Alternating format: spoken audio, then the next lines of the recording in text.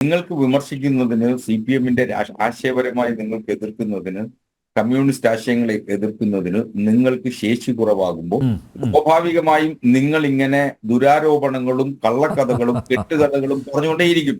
അത്തരത്തിലൊന്നാണ് കരിവന്നൂരിനെ സംബന്ധിച്ച്. കരിവന്നൂരിൽ ചില തെറ്റുകൾ CPM-ന് പറ്റിയിട്ടുണ്ട്, CPM നേതാക്കന്മാർക്ക് പറ്റിയിട്ടുണ്ട്. എന്തുകൊണ്ട് CPM-ന്റെ നേതാക്കന്മാർ ഏതെങ്കിലും തരത്തിൽ കരിവന്നൂരിൽ നിന്ന് പണം അപഹരിച്ചു അല്ലെങ്കിൽ പണം സമ്പാദിച്ചു എന്ന് വരുത്തി തീർക്കാനുള്ള നിങ്ങളുടെ കരുവന്നൂരിലെ ജനങ്ങൾ പോലും വിശ്വസിക്കില്ലെന്നേ. ഒരു മിനിറ്റ് പ്രിന്റു കൈവക്കുന്നു. ഒറ്റ മിനിറ്റ് പ്രിന്റു. അസ്കർ സാർ, ഞാൻ തൃശ്ശൂരിൽ പ്രവർത്തിക്കുന്ന ഒരാളാണ്. ഇതിന് കരുവന്നൂർ ബാങ്കുമായി ബന്ധപ്പെട്ട് CPM-ന് അതിന് പങ്കില്ല എന്ന് പറയാനുള്ള അങ്ങയുടെ തൊലിക്കെട്ടി ഒരുപക്ഷെ ന്യായീകരണത്തിന്റെ ഭാഗമായിട്ടായിരിക്കും സാർ. നിങ്ങളുടെ മുൻ മന്ത്രിയായിട്ടുള്ള AC മൊയ്തീന്റെ 38 ലക്ഷം രൂപയുടെ സ്വത്ത് ED കണ്ടുകെട്ടിയിട്ടുണ്ടോ? 200 കോടിയുടെ സ്വത്താണ് CPM-ന്റെ. 28 ലക്ഷം.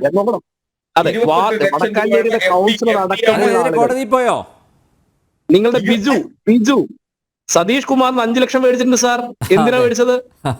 കരുവന്നൂരിലെ തട്ടിപ്പ് കേസിലെ പ്രതിയിൽ നിന്ന് മുൻ MP നിങ്ങളുടെ സംസ്ഥാന സെക്രട്ടേറിയറ്റ് മെമ്പർ ആയിട്ടുള്ള ബിജു EDക്ക് കൊടുത്ത മൊഴിയിൽ 5 ലക്ഷം രൂപ മേടിച്ചിട്ടുണ്ട്. ഇത് സതീഷ് കുമാർ പറഞ്ഞതാണ്. എന്തിനു മേടിച്ചു? അപ്പൊ സ്വാഭാവികമായിട്ട് ഇത്തരത്തിലുള്ള തട്ടിപ്പ് സംഘമായിട്ട് CPM ഇന്ന് മാറിയിട്ടുണ്ട്. ഇപ്പൊ തൃശ്ശൂരിൽ മാത്രം ഒരു അക്കൗണ്ടിൽ നിന്ന് 10 കോടി രൂപയാണ്. അങ്ങനെയാണെങ്കിൽ 10 കോടി രൂപ എവിടെ നിന്ന് കിട്ടി എന്നുള്ളത് ഒരു വ്യക്തമാക്കണ്ടേ? അങ്ങനെയുണ്ടൊരു മര്യാദ കാണിക്കണ്ടേ? എവിടെ നിന്നാണ് 10 കോടി രൂപ വന്നത്? നിങ്ങൾ എന്താ പറയുക, പക്കറ്റ് പിരിവ് നടത്തിയിട്ടാണെങ്കിൽ നിങ്ങൾ അത് പറയും. അസ്കർ സാർ പറയും പക്കറ്റ് പിരിവ് നടത്തിയിട്ടാണോ 10 കോടി കിട്ടുക? അങ്ങനെ പറഞ്ഞോ. പക്കറ്റ് പിരിവ് നടത്തി അല്ലെ? ഞാൻ ഒരു നിമിഷം അങ്ങ് ഒന്ന് വഴങ്ങുമെങ്കിൽ ഞാൻ അതിന് മറുപടി പറയാം. CPM പല ഘട്ടങ്ങളിലും താഴെ തട്ട് മുതൽ സംസ്ഥാന കമ്മിറ്റി വരെയുള്ള ഘടകങ്ങളിൽ അക്കൗണ്ടുകളുണ്ട്. ആ അക്കൗണ്ടുകളെല്ലാം കേന്ദ്ര കമ്മിറ്റിക്ക് കണക്കുകൾ ബോധ്യപ്പെടുത്തുകയും ഓഡിറ്റ് ചെയ്യുകയും അത് എല്ലാ വർഷവും ഇലക്ഷൻ കമ്മീഷൻ ഓഫ് ഇന്ത്യയിൽ കണക്കുകൾ ബോധിപ്പിക്കുകയും ചെയ്യും. നിങ്ങൾ ഈ പറയുന്ന 10 കോടിയാണെങ്കിലും തൃശ്ശൂരിൽ നിങ്ങൾ കരിവന്നൂർ സഹകരണ ബാങ്കിലോ തൃശ്ശൂരിലെ സഹകരണ ബാങ്കുകളിലോ ഉള്ള അക്കൗണ്ടുകളെ സംബന്ധിച്ച് കൃത്യമായി ഇലക്ഷൻ കമ്മീഷനിലെ അതിന്റെ പരിശോധന നടത്തിയത് കണ്ടെത്തിയിരിക്കുന്നത്. നിങ്ങൾ പറയുന്നത് പോലെ നിങ്ങൾ കൃത്യമായി ആദായ നികുതി അടക്കുന്നുണ്ടെങ്കിൽ നിങ്ങളുടെ ഇടപാടൊക്കെ സുതാര്യമാണെങ്കിൽ അവർ പരിശോധന പറയാലോ. അതെ, അതിനാണല്ലോ 22-ാം തീയതി തൃശ്ശൂർ ജില്ലാ സെക്രട്ടറി MM വർഗീസ് പോകേണ്ടത്. അതുകൊണ്ടാണല്ലോ രേഖകളുമായിട്ട് പോകാനാണ് പറഞ്ഞിരിക്കുന്നത്. വർഗീസ് അവിടെ പോവും, ആ കണക്കുകൾ ബോധ്യപ്പെടുത്തും. ഒരു ഭയവും അക്കാര്യത്തിൽ CPM-ന് ഇല്ലെന്നേ. ഞങ്ങളുടെ കയ്യിൽ കണക്കുകളുണ്ട്. ആ കണക്ക് കൃത്യമായി ബോധ്യപ്പെടുത്തുന്നതും നേരത്തെ വർഷാവർഷം ഇലക്ഷൻ കമ്മീഷൻ ഓഫ് ഇന്ത്യക്ക് കണക്കുകൾ ബോധ്യപ്പെടുത്തിയിട്ടുണ്ട്. ഒറ്റക്കാര്യം കൂടി, എനിക്ക് ചർച്ച അവസാനിപ്പിക്കാൻ സമയം. ഒറ്റക്കാര്യം കൂടി അഡ്വക്കേറ്റ് അസ്ക, ഈ നോട്ടീസ് കിട്ടിക്കഴിഞ്ഞാൽ ഇനി കോടതിയിലോട്ട് പോകുമോ അതോ ED ഓഫീസിലേക്ക് വരുമോ? വീണ, എനിക്കതാ അറിയേണ്ടത്. അല്ല, നിയമപരമായ എല്ലാ വഴികളും സ്വീകരിക്കണം.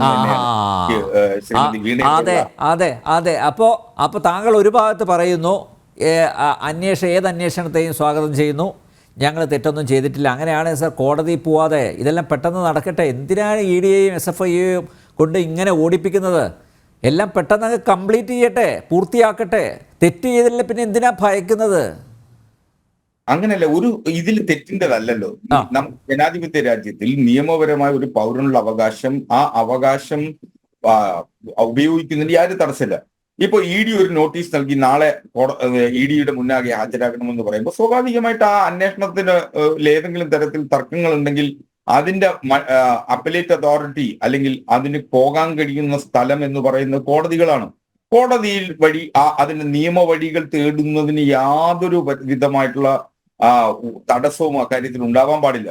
അപ്പൊ നിയമപരമായി വഴി തേടണം. രാഷ്ട്രീയമായി പറയാനുള്ളത് ജനങ്ങളോട് പറയുകയും ജനങ്ങളോട് സംവദിക്കുകയും ചെയ്തുകൊണ്ടേയിരിക്കുന്നു. വഴികൾ തേടണം എന്ന് തന്നെയാണ്. ഒരു മിനിറ്റ് നമുക്ക് കൺക്ലൂഡ് ചെയ്യാം. ഞങ്ങളെ സംബന്ധിച്ചിടത്തോളം അഴിമതിക്കെതിരെയുള്ള സന്ധിയില്ലാത്ത സമരം നടത്തുന്ന കേന്ദ്ര സർക്കാരാണ്.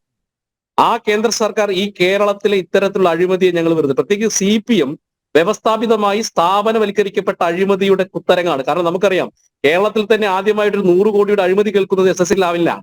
ലാവ്ലിൻ കേസ് മുതൽ ഇപ്പൊ നമുക്ക് SFI അന്വേഷിക്കുന്ന എക്സാലോജിക് വരെയുള്ള CPM-ന്റെ കപടമുഖം ഈ കേരളത്തിലെ ജനങ്ങൾ തിരിച്ചറിഞ്ഞു തുടങ്ങി. അഴിമതിയുടെയും അക്രമത്തിന്റെയും അരാജകത്തിന്റെയും പ്രധാനമായിട്ട് CPM മാറിയിട്ടുണ്ട്.